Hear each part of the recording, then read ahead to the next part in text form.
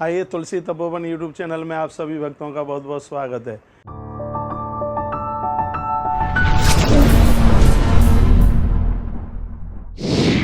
इस वीडियो में हम बात कर रहे हैं और सुनकर आपको बहुत अच्छा लगेगा, आपको खुशी होगी।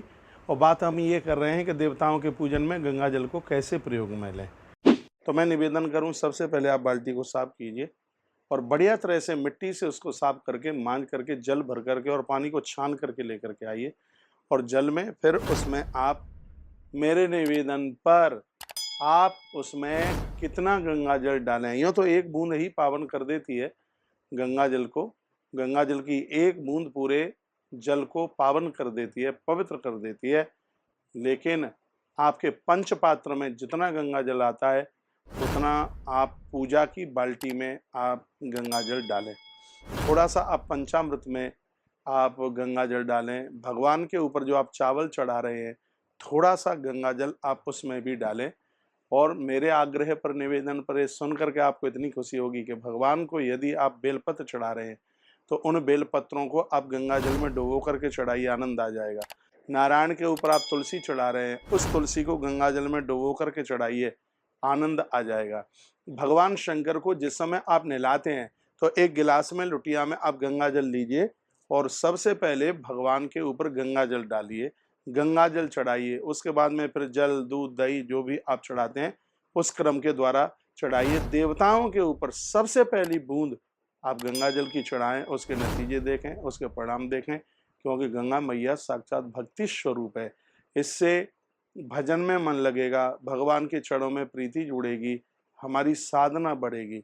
और इसके साथ साथ जब आप पूजा में बैठते हैं तब आप खुद गंगा का आचमन करें। गंगा के द्वारा विकार तो समाप्त होते ही है, पाप भी नष्ट हो जाते हैं। इस वीडियो में मैं आपसे गंगा जल को प्रयोग करने के तरीके में बता रहा हूँ। प्राय आप मुझे सुन रहे हैं इसलिए ये आपको भी पता है, बहुत बड़े परसेंट में घर ऐसे घर हैं जिन घरों में गंगा जल होने के बाद भी पूजा में गंगा जल को प्रयोग में नहीं लेते।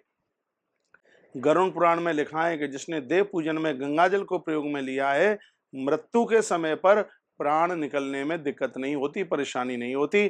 गंगा जल से सभी देवता अति प्रसन्न होते हैं। गंगा जल देखो, ब्रह्मा के कमंडलू में गंगा जल है, नारायण के चरणों में गंगा जल है और महादेव की जटाओं में गंगा जल है। गंगा के बिना कौन सा काम पूरा हो सकता है। जल के दोष को समाप्त करने के लिए आप अपनी पूजा में गंगा जल को प्रयोग में लीजिए। और ग्रंथों में तो ये वर्णन है कि जो तीर्थों के जल से भगवान को स्नान कराते हैं तो उस पूजा का फल उनको तीर्थ में बैठकर पूजा करने का ही फल प्राप्त होता है। यदि आपके घर में गंगा जल है तो पूजा में गंगा जल को इस ढंग से प्रयोग में लीजिएगा। नहीं है तो कभी आप गंगा जी स्नान करने को जाते हैं तो आप गंगा जल ले करके आइए और एक पीतल की गंगा जली होती है उसको भर करके अपने पूजा में रखिए।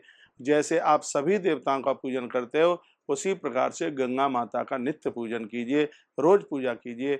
माँ गंगा हमें हरि और हर से मिला देगी।